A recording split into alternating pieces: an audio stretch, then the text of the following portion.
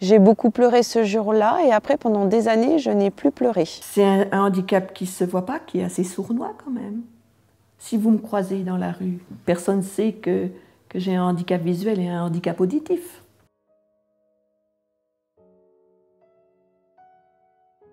Quand on m'apprend que j'ai cette pathologie, c'est en fait le monde s'écroule. Ce que je vis, moi, une personne qui aura la même pathologie le vivra différemment. Je dirais que enfin, je sais pas, je pense pas me tromper, chaque personne le vit à sa façon. Je n'ai eu aucune, mais rien, pas un papier, rien. On m'a pas dit il existe des associations ou vers qui vous dirigez.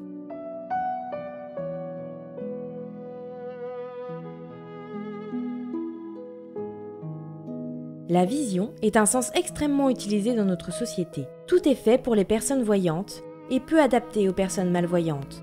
De plus, c'est un handicap qui ne se voit pas. Il est donc difficile pour les personnes de l'expliquer et de le faire comprendre. Un quart des enfants dans le monde rencontrent des problèmes à l'école à cause d'une vision mal corrigée. Cela engendre aussi 7 fois plus de risques de chute pour une personne âgée. Encore plus marquant, 60% des accidents de la route en France sont liés à un défaut de vision.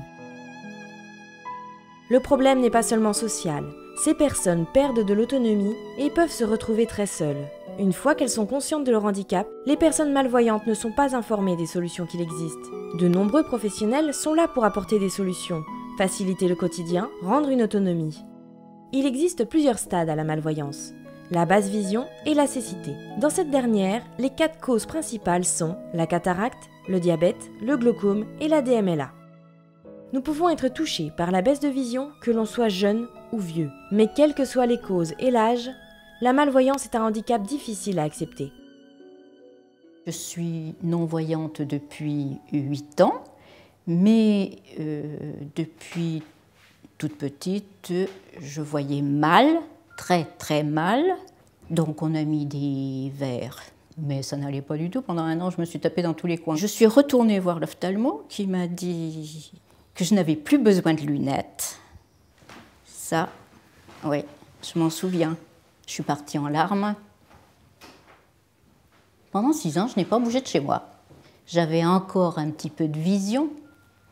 Je voyais le jour et la nuit. J'ai demandé voir si j'allais la perdre complètement, la vue. Il m'a dit, on n'en sait rien. Ce qui est arrivé 3 mois après, d'ailleurs. Je suis retournée le voir, il m'a dit, on ne peut rien faire. Mais je dis, mais il n'y a rien, il n'y a personne, on ne peut pas... Non. Il y a 3 ans, en rentrant de Dole, je conduisais donc ma voiture et à un certain moment, je me suis aperçu que la ligne centrale était un peu déformée. Donc ce qui m'a étonné, mais je n'ai pas prêté une attention plus grande que ça. Et puis, quand j'ai vu dans les jours qui suivaient que ça se reproduisait, là, je me suis inquiété un petit peu. Alors, j'ai pris rendez-vous avec un ophtalmologue de Dole et il m'a envoyé vers un autre spécialiste quelques semaines après, où là, j'ai appris que ça n'était pas une cataracte, mais c'était une DMLA. Depuis que je suis petite, je sais que j'ai des problèmes de vue. C'est seulement à l'âge de 25 ans, donc à Besançon, qu'une ophtalmo a découvert ma pathologie. Elle était contente de trouver son diagnostic et elle m'a annoncé d'emblée « Ah ben voilà, vous avez une rétinopathie pigmentaire, je comprends mieux pourquoi. » Donc moi je lui ai demandé « Mais qu'est-ce que c'est ?»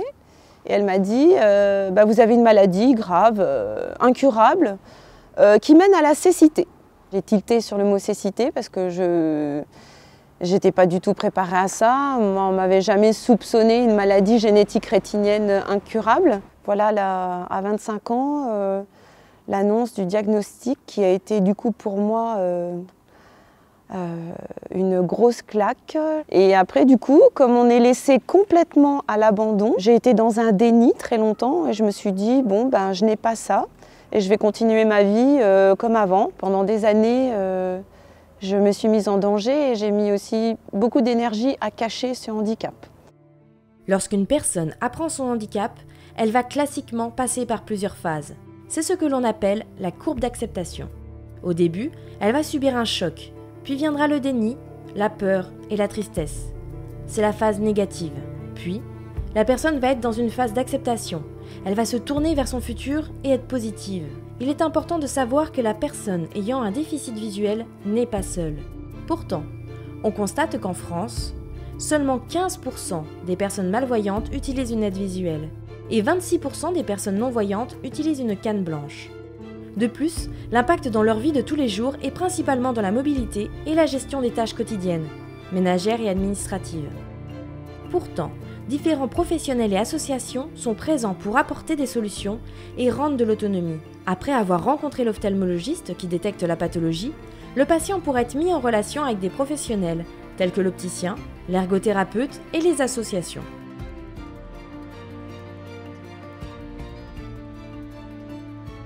Comme on dit dans la vie, il y a des hauts, il y a des bas. Là, je suis passé par le bas. Mon épouse, voyant ça, a contacté donc M. Carré, donc opticien à Lons, pour parler de mon problème. Et c'est là que j'ai appris qu'il existait des loupes électroniques qui permettaient d'améliorer la vue. Tout ça, je ne pense pas que j'aurais fait la démarche. Et je dois dire que pour moi, ça a été une véritable résurrection. Il a fallu 2 ans.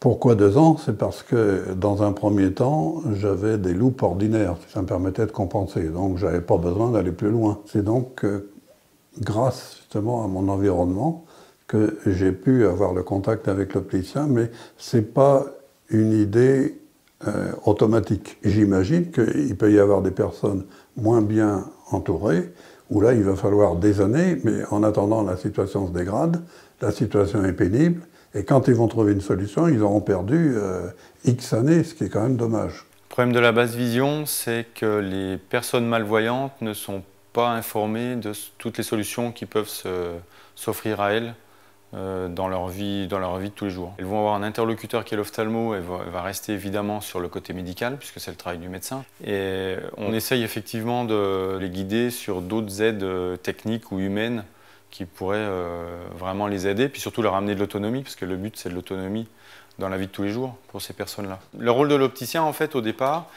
pourquoi on porte des lunettes? Parce qu'en fait, le but c'est ça. On porte des lunettes parce qu'on a besoin de faire une mise au point et de ramener l'image sur la rétine. Hélas, dans le cas des malvoyants, on a beau faire la mise au point, si la rétine ne fonctionne pas bien, ou le nerf optique, ou autre chose, on aura beau faire les verres les plus forts que possible, on ne verra pas mieux. Nous, en tant qu'opticien spécialisé en basse vision, on va grossir l'image sur la rétine pour que finalement, artificiellement, on augmente l'acuité visuelle. Il fallait que je prenne en compte ce handicap qui était là et que j'étais obligée de prendre les choses en main. Donc j'ai consulté une psychologue qui a mis des mots sur mes angoisses, ma panique, mes souffrances et surtout ma peur de l'avenir, vu qu'il n'y a aucun traitement et qu'on est face à un enfermement et une perte d'autonomie, une perte de liberté. Et donc ça a généré des angoisses très importantes. Et c'est vrai qu'on se sent bien seul.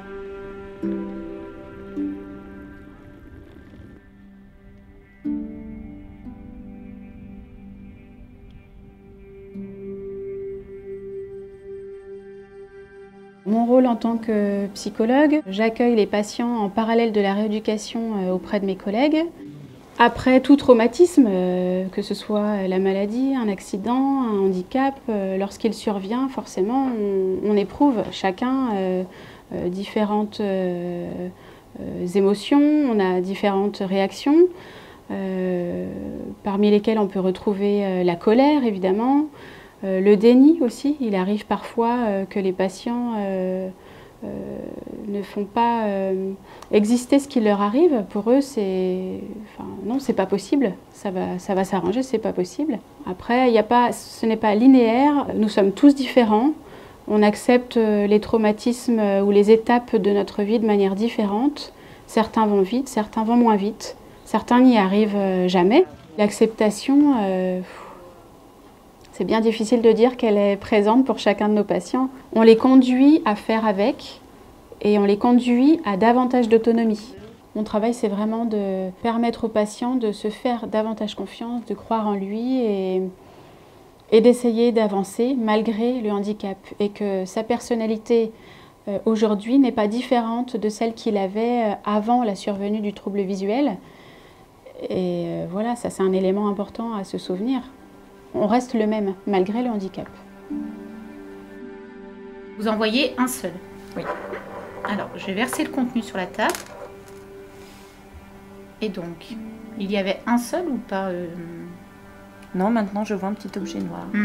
Ça, c'est très important, c'est ce qu'on appelle la notion de contraste. Si vous avez des choses qui sont blanc sur blanc ou noir sur noir, pour vous, ça demande la vision des détails, donc pour vous, ça va être compliqué. Donc, vous n'allez pas le percevoir.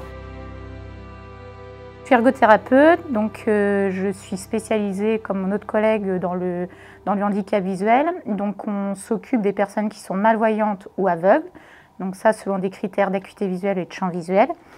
Et donc notre rôle c'est de leur permettre de rester un maximum indépendants dans les actes de la vie quotidienne. Souvent les gens quand ils viennent nous voir, ils n'ont pas conscience du potentiel visuel qui leur reste. Ils viennent nous voir en se disant je vois plus clair, je peux plus rien faire. Et nous, on est là, en fait, dans l'équipe, chacune avec notre rôle, on est là aussi pour leur expliquer, se dire, oui, ça dysfonctionne. Voilà, si vous avez une atteinte centrale, des petits détails, vous n'allez pas les reconnaître, les visages, ça va être compliqué. Par contre, avec votre rétine périphérique, enfin votre vision périphérique, vous allez pouvoir faire d'autres choses. Au niveau de l'Organisation mondiale de la santé, il y a des chiffres qui sont posés en termes d'acuité visuelle. Il faut que l'acuité visuelle soit inférieure à 4/10 et ou que le champ visuel soit réduit aux 20 degrés centraux pour que la personne soit considérée comme malvoyante.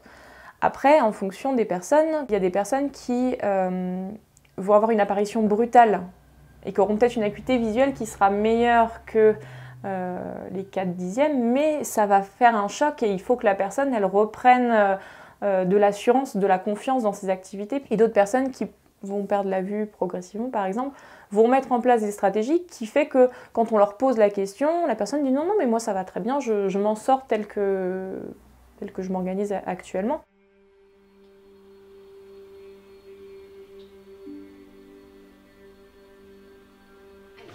Je vais vous laisser fixer le tableau. Donc quand vous le fixez comme ça, est-ce que vous arrivez à lire la lettre? Pas du tout. Pas du tout. Alors essayez de déplacer un tout petit peu le regard de côté, soit d'un côté, soit de l'autre, et comme ça vous allez utiliser votre champ de vision. D'accord. Donc vous allez utiliser une partie de votre rétine qui est saine, qui est meilleure, et comme ça vous déplacez cette tache dont vous vous plaignez. Oui. Voilà, et comme ça vous utilisez bien votre champ de vision, ce qui vous permet de regagner un petit peu en acuité. Vous allez relier le 1 au 2. Prenez le temps de bien suivre la pointe de votre stylo. Voilà. Non, c'est pas bien. On réentraîne la fixation, le suivi et la coordination en même temps. Oui. Il faut que votre œil guide votre main. Quelle que soit la vie valide, handicapée, on est toujours seul. On est toujours seul, on est toujours intimement seul. Où je dirais, c'est le regard de la société par rapport au handicap. Ce handicap qui ne se voit pas, cette incompréhension, c'est là le plus difficile. On est obligé de s'adapter au quotidien. Ma vie aujourd'hui, elle est quand même, je trouve qu'elle est mieux qu'il y a une trentaine d'années, puisqu'il y a eu beaucoup de progrès de fait au niveau du matériel, au niveau de l'optique aussi. La partie des verres correcteurs a bien évolué puisque lorsque nous avons des amétropies très importantes, Essilor est capable de faire des verres spéciaux avec des corrections vraiment très fortes. On peut faire également des filtres thérapeutiques qui permettent de redonner du contraste aux personnes malvoyantes. Et quand, hélas, toutes ces solutions ne suffisent pas, nous avons également une caméra dotée d'une synthèse vocale qui permet en fait de lire le document à la place de la personne. Donc le principe est assez simple, vous allez mettre les lunettes normalement et vous allez prendre le texte ici, le mettre en face de vous et la caméra en fait détecte l'ongle. Donc il suffit de viser avec le regard ce que vous avez besoin de lire et ensuite ça va lire. Président de l'association Faire Savoir a présenté en avant-première recommencement du début. Depuis plus de 30 ans, le laboratoire sans arrêt concentre Alors Eschenbach, on est une société qui est un peu plus centenaire, on a à peu près 105 ans. La société est représentée dans plusieurs pays dans le monde, Europe, États-Unis, divers pays continents. Eschenbach fait deux types de catégories de produits, ce qu'on appelle les loupes analogiques, c'est-à-dire des loupes traditionnelles comme un verre optique qu'on adapte pour faire une loupe optique, et une gamme de loupes électroniques sur lequel on est fabricant depuis 5 ans à peu près. Eschenbach a tendance quand même à privilégier le réseau, ce que moi j'appelle de proximité, et donc via les opticiens. Pourquoi? Parce qu'il faut essayer les appareils, il faut les tester à la maison, et parce que par définition l'opticien maîtrise complètement tout ce qui est défaut visuel.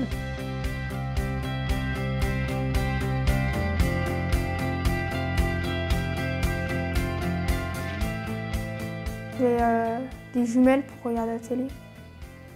2 loupes électroniques et des verres orange. J'ai pu refaire des choses que je faisais plus, comme lire mon petit journal, regarder bien la télé. Quand j'ai eu les outils, après, c'était beaucoup plus facile pour tout faire. La petite loupe, je m'en sers pour écrire et la grande pour lire. Je l'emmène partout, je peux tout lire. Quand je vais au restaurant, je peux regarder ce qu'il y a, tout.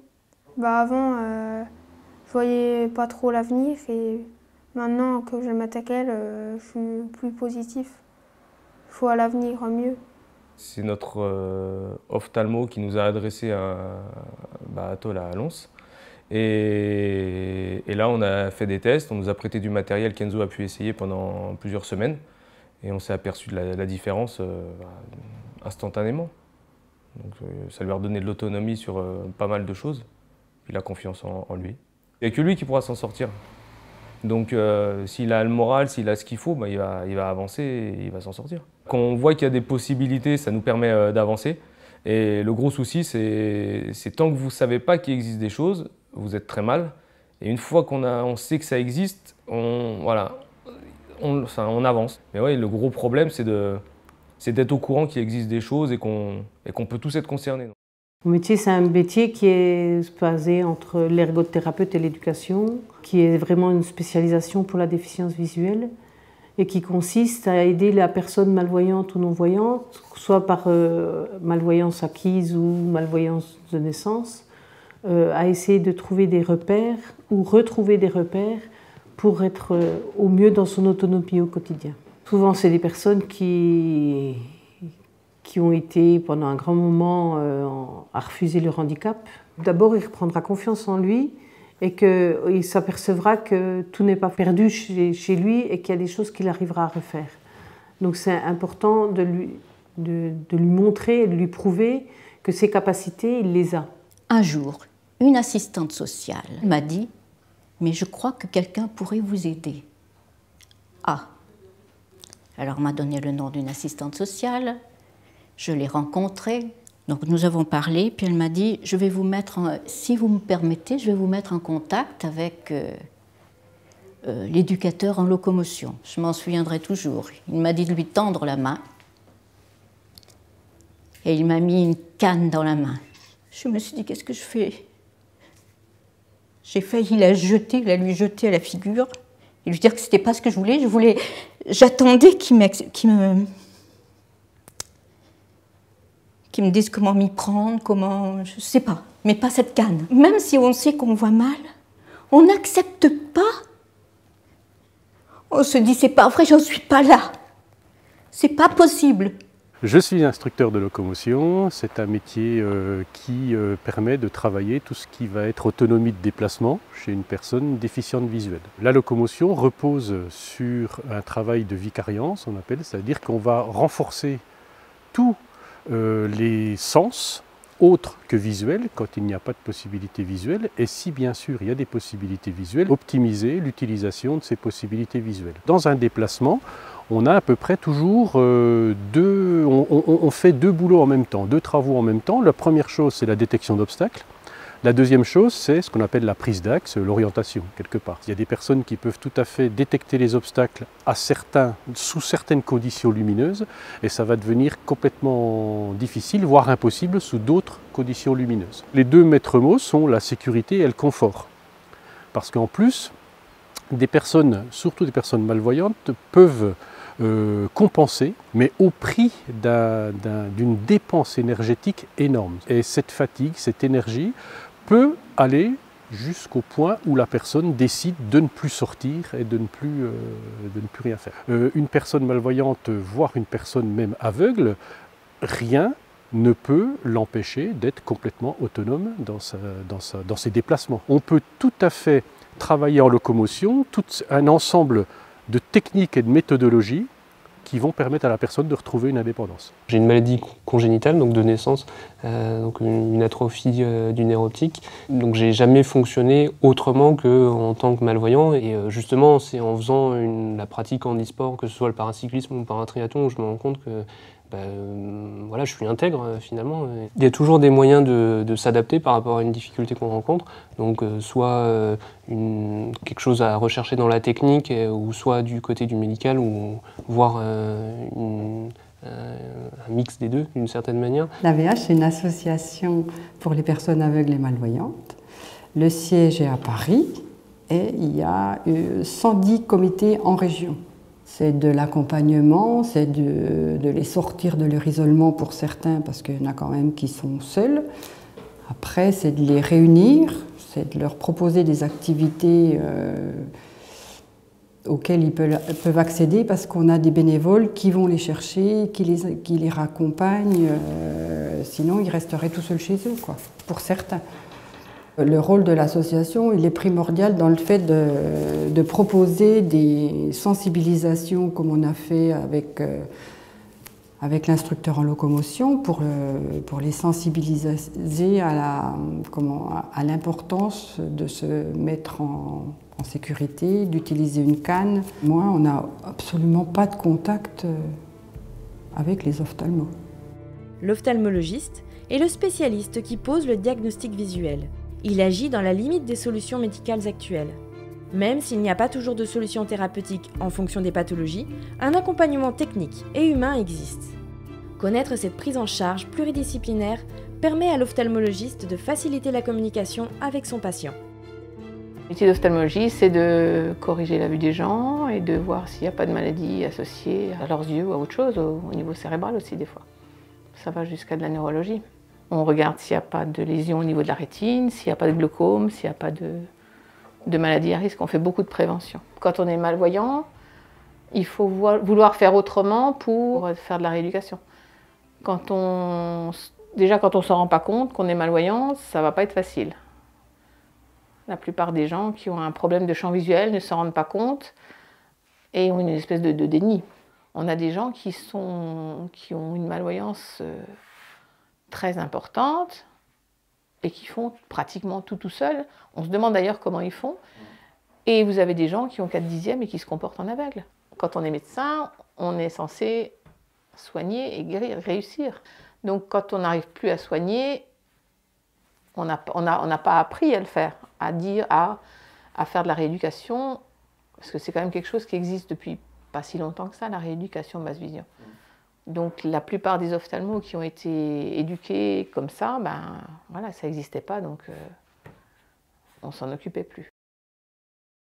La MDPH est un guichet unique d'information, d'évaluation et d'orientation pour les personnes souffrant de handicap.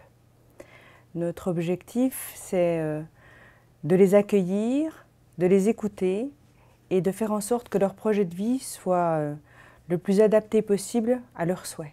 On intervient au niveau de la maison des personnes handicapées depuis le plus jeune âge, sans limite pour certaines prestations, mais avec une limite des 60 ans, effectivement, pour la prestation de compensation du handicap qui couvre toutes ces aides humaines et ces aides techniques. Alors, c'est 60 ans pour la date à laquelle la personne fait la demande. Si elle fait sa demande après et jusqu'à 85 ans, on vérifie si la personne aurait été éligible avant 60 ans. Notre objectif, c'est vraiment d'arriver à faire connaître ce qui peut les aider à mieux appréhender leur vie quotidienne. On part du principe où vous portez des lunettes, c'est que vous voyez.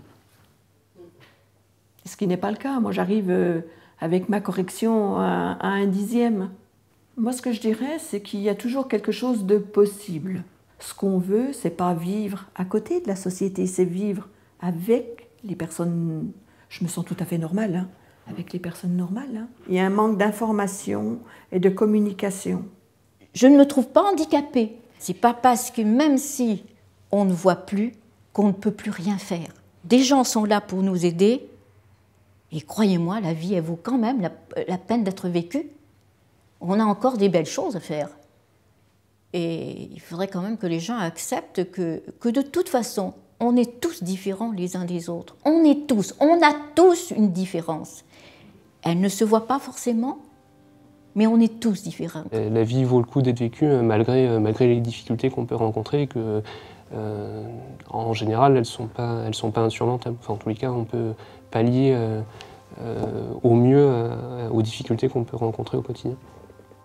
Une personne malvoyante, découvrant son handicap, va passer par plusieurs phases avant de l'accepter. Mais elle n'est pas seule. De nombreux professionnels sont présents pour l'aider à avancer. C'est très important et il faut continuer à développer l'information et les aides. Aujourd'hui, en France, nous comptons plus de 3 millions de personnes déficientes visuelles. Et du fait du vieillissement de la population, ce chiffre est en constante augmentation. La prise de conscience doit être collective. La vision est le sens le plus utilisé dans notre société. Et demain, chacun d'entre nous peut être confronté à un handicap visuel. Je voyais l'avenir en noir avec, au fur et à mesure du temps, des choses que je ne pourrais plus faire. Une personne malvoyante, voire une personne même aveugle, rien, s'il n'y a pas de trouble associé, bien évidemment, ne peut l'empêcher d'être complètement autonome. Il y a des solutions pour tout le monde. On va utiliser des mécanismes de suppléance pour essayer de se rendre la vie la plus simple possible, quoi.